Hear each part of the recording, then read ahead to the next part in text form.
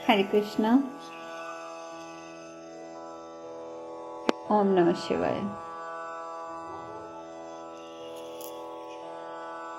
अब हम कथा को आगे बढ़ाते हैं। कल हमने बात करी थी कि किस प्रकार नारद जी शिव जी से मिलने कैलाश की ओर जाते हैं। अभी वो कैलाश की सीमा में पांव ही रखते हैं तो गण और प्रेत आ जाते हैं।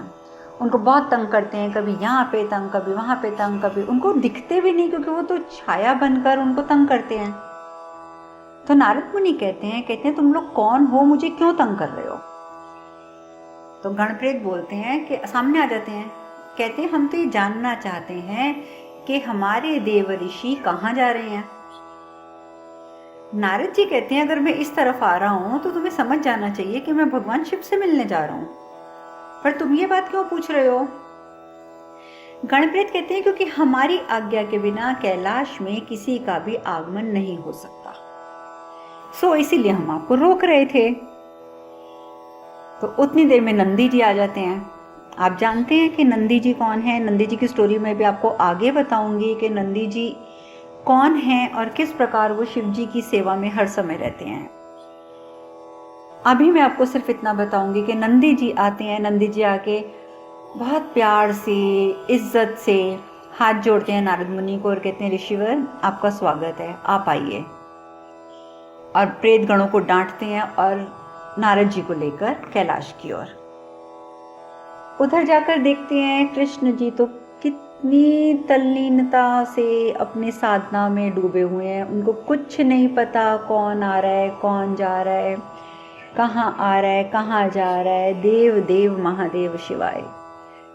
महादेव की साधना जो है वो सर्वोपरि है। जब वो ध्यान में बैठते हैं तो उन्हें कुछ नहीं पता होता कि बाहर क्या हो रहा है। खैर नारद मुनि वहां पहुंचते हैं, इंतजार करते हैं। शिव जी की जो साधना होती है वो पूर्ण होती है थोड़ी, तो वो आंखें खोलकर देखते हैं कि सामने ऋषि खड़े हैं। शिव जी बड़े आराम पूछते हैं प्यार से कि कहो देव ऋषि यहाँ कैसे आना हुआ? अब नारद जी की जैसी आदत है बोलने की, पहले से ही मैं तो बहुत थक गया, पर एक बात है, थका था लेकिन थका मैं तब था जब मैं यहाँ आया था, पर अब नहीं थका हूं। शिव जी कहते हैं ये क्या बात हुई? तुम एक बात बोलो ना, क्या बात बोल रहे हो? तो नारद जी कहते हैं कि देखो प्रभु, आपके पास पहुंचने का जो रास्ता है, यानी कि कैलाश तक आने का जो रास्ता है, वो तो बहुत कठिन है, बहुत कठिन मार्ग है। लेकिन जब वहां पे उस मार्ग पर चलते हुए जब आप तक पहुंचकर आपके दर्शन हो जाते हैं ना, तो सारी थकावट दूर हो जाती है। इसीलिए मैंने कहा कि मैं पहले थका हुआ था लेकिन अब थका हुआ नहीं हूं। शिव जी भी मुस्कुराने लग जाते हैं, कहते हैं नारद जी आपके जैसी बातें बनाना तो कोई नहीं जानता। खैर आप बताइए कि आपका आगमन कैसे हुआ कैलाश पर? तो नारद मुनि कहते हैं मैं तो आ रहा था आपसे मिलने के लिए, आपसे मिलने की इच्छा थी, सो मैं यहाँ आ गया। लेकिन आपको पता है अभी मैं कैलाश पे पहुंचा भी नहीं था कि आपके गण और प्रेत मिल गए।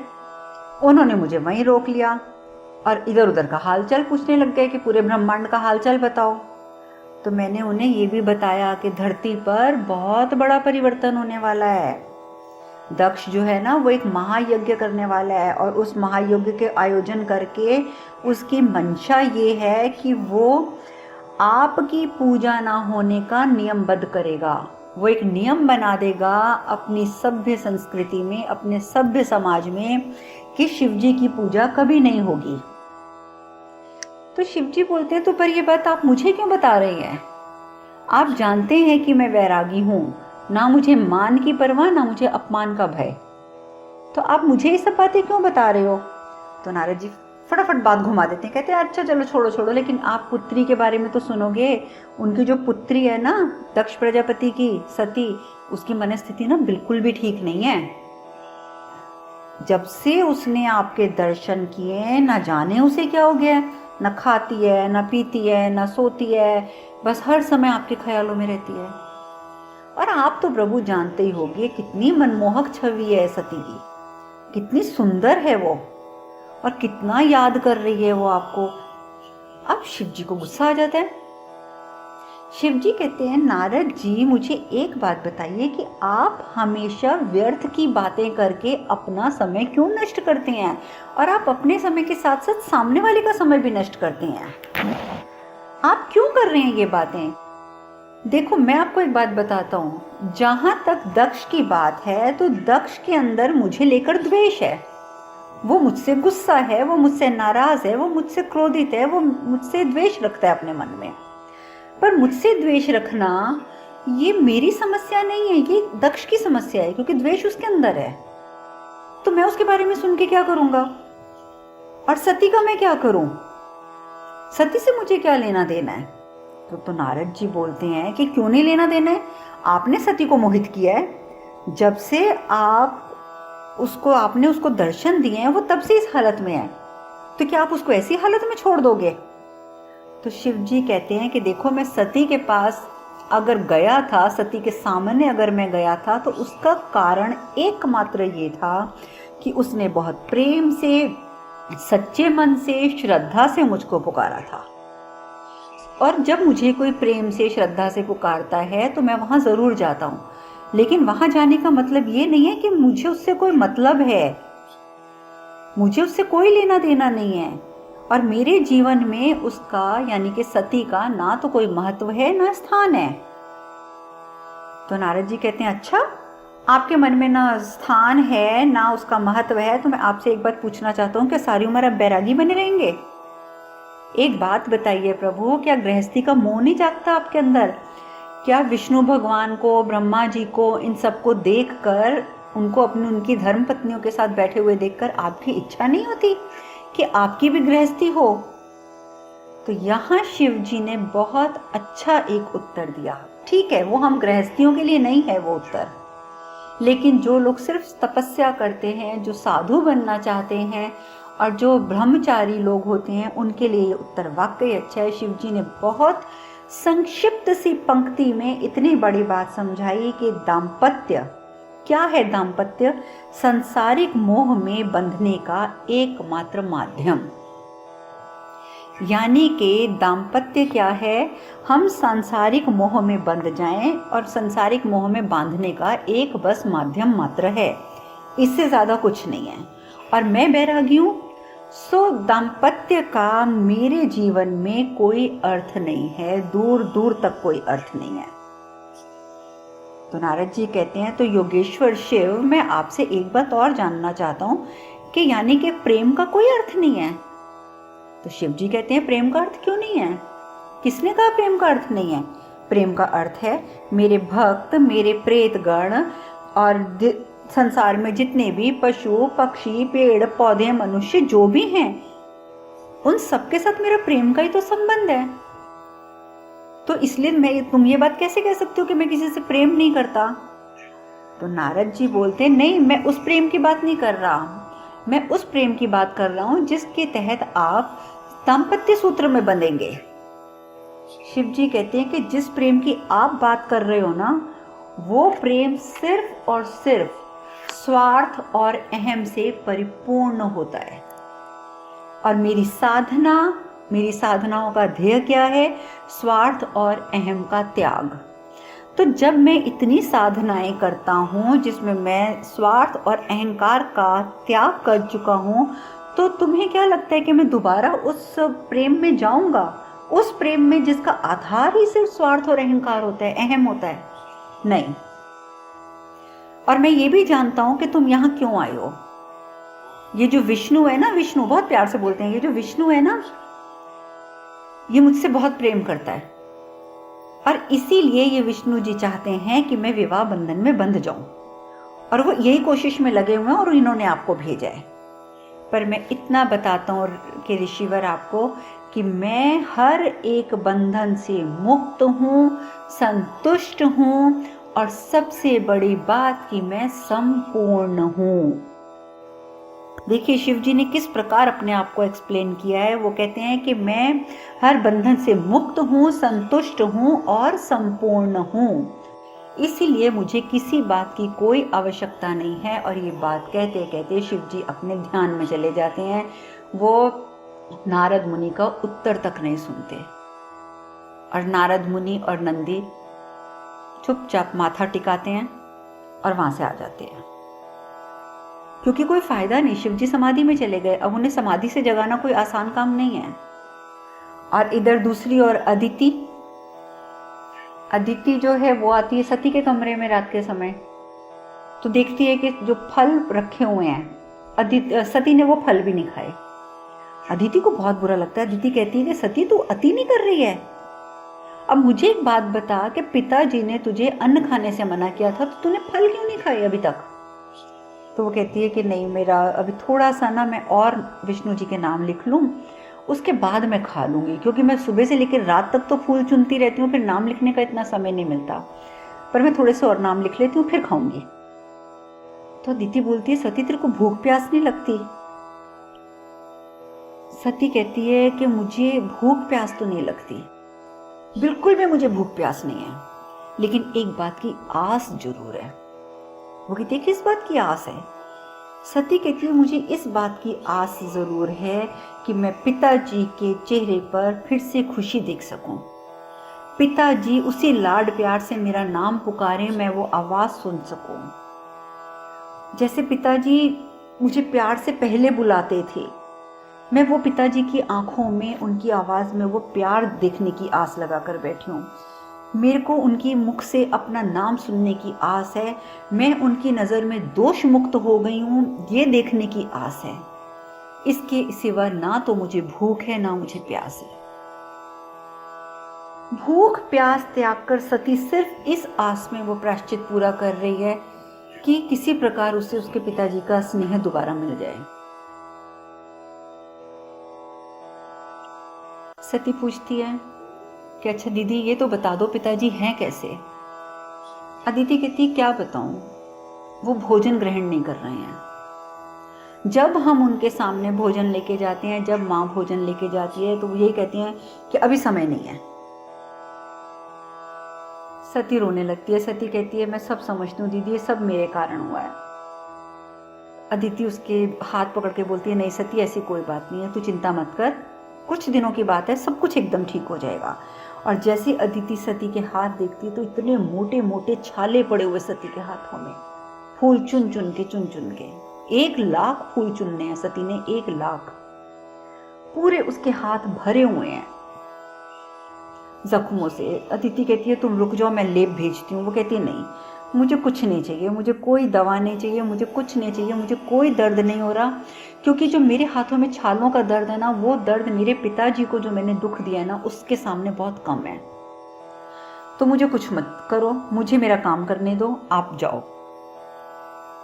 और उधर दूसरी ओर मैंने आपको बताया कि नारद जी जो हैं वो माथा झुका कर और वहां से चल पड़ते हैं, क्योंकि शिव जी जो है वो तो अपने ध्यान में बैठ गए हैं। अब नारद जी जैसे नंदी जी के साथ थोड़ा सा बाहर आते हैं कैलाश से, तो फिर उनको प्रेतगण मिल जाते हैं।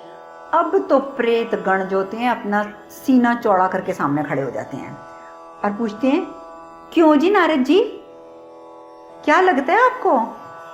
क्या बोल रहे थे आप हमारे महादेव को? आपको क्या लगता है कि हमारे महादेव हमारे होते हुए भी क्या उनका जीवन अधूरा है? क्यों भड़का रहे हो आप हमारे महादेव को? क्या हम उनका ध्यान नहीं रखते हैं? क्या हम उनकी सेवा नहीं करते हैं? आपको ना इतना ही अगर प्यार आता है ना, शादी शादी शादी जो लगे हुए थे आप हमारे महादेव के सामने, आप ना चुपचाप वैकुंठ चले जाओ, वैकुंठ, और वैकुंठ जाकर ना वहीं घंटी बजाओ विष्णु जी के सामने और ब्रह्मा जी के सामने। हमारे शिव को मत भड़काओ, क्योंकि हम तो एक ही बात जानते हैं, स्त्री का आगमन दुख का आगमन। और ऊपर से स्त्री ने आकर हमारे शिव को भड़का दिया, अपने वश में कर लिया, और उन्होंने हम प्रेतगणों को निकाल दिया। तो नारद जी भी मुस्कुराने लगते हैं, नंदी जी भी मुस्कुराते हैं।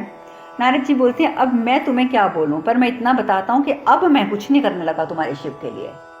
तो प्रेतगण बड़े खुश हो जाते हैं, लेकिन नारद मुनि आगे एक वाक्य और बोल देते हैं। वो कहते हैं मैं तो कुछ नहीं करने लगा, लेकिन क्योंकि अब जो करेगी वो देवी सती करेगी। अब प्रेतगण फिर सोच में पड़ जाते हैं कि ये तो फिर से वहीं पे आ गए, फिर से देवी सती करेगी। लेकिन वो कहते हैं अच्छा चलो जाओ जाओ, हम जानते हैं कि हमारे शिव जी जो है ना वो आपकी बातों में नहीं आएंगे, वो कभी भी बात नहीं करेंगे, देख लेना, हम तो यहाँ स्वतंत्र रहते हैं, हम स्वतंत्र ही रहेंगे। अब नारद जी वैकुंठ चले जाते हैं और उधर दूसरी ओर सती वो विष्णु नाम लिखना शुरू कर देती है। विष्णु नाम लिखते लिखते लिखते लिखते उसको नींद आ जाती है। पर वही बात, नींद आती है, आधी रात को फिर वही सपना आता है, वही दिखता है कि एक बड़ा सा पर्वत है उसे बुला रहा है और वो पर्वत की चोटी के ऊपर अर्धनारीश्वर हैं, वो नृत्य कर रहे हैं। फिर वही सब कुछ, वो फिर हड़बड़ा के उठ जाती है। देखिए, एक तो भूखी प्यासी, दूसरा उसे नींद भी नहीं मिल रही है, क्योंकि जब वो सोने की कोशिश करती हैं सती जी तो ये स्वप्न आ जाता है। वो फिर उठ जाती हैं, उठ के फिर खिड़की पे जाके खड़ी हो जाती हैं और देखना शुरू कर देती हैं, पर अंदर अंदर उनको तकलीफ हो रही है। आखिर वो अपने आप को कहती हैं कि अगर मेरे विचारों में से ये शिव जी नहीं गए, अगर यदि मेरे स्वप्नों में से शिव के विचार नहीं गए, अगर मेरे स्वप्न शिव से मुक्त ना हुए, तो मैं अपने आप से वादा करती हूँ कि मैं निद्रा का भी त्याग कर दूंगी। अभी तो मैंने अन्न का त्याग किया है ना, मैं निद्रा का भी त्याग कर दूंगी। मुझे नहीं सोना, अगर रोज सोने से मेरे सपनों में इन्होंने नहीं आना तो मुझे सोना ही नहीं है। और वहीं खड़ी रहती है। सच में सती की आंखों में नींद भी नहीं है। अचानक उसे लगता है कि इतने काले बादल हैं, सूर्योदय होने वाला है लेकिन इतने काले बादल हैं। अब सती को लगता है इतने काले बादल हैं, लग रहा है कि जैसे बहुत बारिश होगी, और अगर बारिश हो गई तो माँ तो महल से बाहर नहीं निकलने देगी, अब मैं क्या करूं। और ये विचार आते ही सती क्या करती हैं, कहती हैं इससे अच्छा तो अभी सब सोए हुए हैं, मैं चुपचाप अभी बाहर निकल जाती हूँ, किसी को पता ही नहीं चलेगा और मैं फूल चुन के समय से वापस आ जाऊंगी। अब सती चली जाती हैं। थोड़ा सा सूरज निकलता है, सूर्योदय का समय होता है, तो ख्याति जो अदिति होती है वो आती है सती के कमरे में रोज की तरह देखने के लिए कि अदिति नहाई है या नहीं नहाई, सती नहाई है या नहीं नहाई। देखती है तो सती कमरे में नहीं है। पूजा घर में, स्नान घर में, हर जगह देख लेती है, कहीं नहीं मिलती। चिल्लाती है ख्याति दीदी, सती कमरे में नहीं है। वो कहती है सती कमरे में नहीं है तो पूजा कर रही होगी। वो कहती है नहीं, पूजा भी नहीं कर रही, वो कमरे में ही नहीं है। मुझे लग रहा है कि वो आज सुबह सुबह सबको सोया हुआ छोड़ के ना फूल चुनने चली गई है, क्योंकि बारिश का मौसम है, बारिश आने वाली है, और वो समझती थी कि माँ उसे जाने नहीं देगी, इसलिए वो पहले निकल गई है। तो कहती है कि अब हम क्या करें। कहते हैं कुछ नहीं, हम एक काम करते हैं, हम पिताजी के पास चलते हैं, पिताजी को बताते हैं कि मौसम इतना खराब है, आंधी आने वाली है, वर्षा होने वाली है और सती अकेले चली गई है।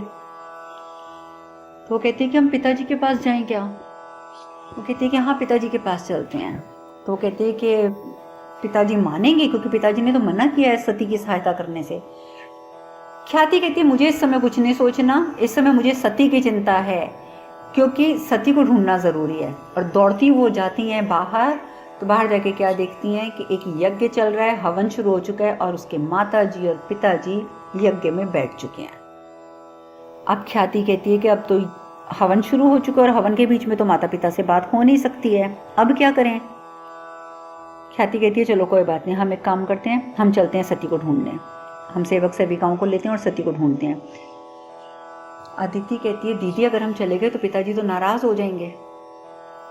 ख्याति कहती है अदिति एक बात सोचो कि इस समय तुम्हें पिताजी की नाराजगी की चिंता है या सती की चिंता है, क्योंकि मुझे सती की चिंता है। इतना याद रखना कि इस खराब मौसम में अगर सती को कुछ हो गया तो हम दोनों बहनें सारी उम्र भी प्रायश्चित कर लेंगी ना, तो भी कोई फल नहीं मिलेगा हमें उस प्रायश्चित का, क्योंकि हम तनाव मुक्त नहीं हो पाएंगी अगर हमारी इस गलती से, इस लापरवाही से अगर सती को कुछ हो गया तो। और ये विचार करके वो माता पिता को बताए बिना दोनों बहनें सती को ढूंढने चली जाती हैं। खूब चिल्लाती हैं सती सती सती, जंगल में पहुंच के कहाँ पर हो। और उधर सती है, वो भी इधर से उधर, इतनी तेज आंधी और तो और वर्षा भी शुरू हो जाती है।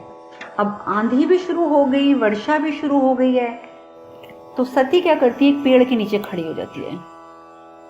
और देखिए, आप इसे किस्मत कहेंगे या कहेंगे कि जैसे ही वो पेड़ के नीचे खड़ी होती है तो उसके ऊपर एक बेलपत्र आके गिरता है, वही बेलपत्र जो 3 पत्तों का बना हुआ, जैसे हम लोग शिव जी पे, शिवलिंग पे चढ़ाते हैं, वो बेलपत्र आकर उसके कंधे पे गिर जाता है।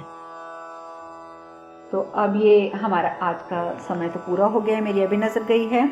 अब आगे क्या होता है ये चर्चा हम कल करेंगे। हरे कृष्ण कृष्ण कृष्ण हरे हरे, हरे राम राम राम हरे हरे। आप सब खुश रहें, सुखी रहें, स्वस्थ रहें। हरे कृष्णा। ओम नमः शिवाय।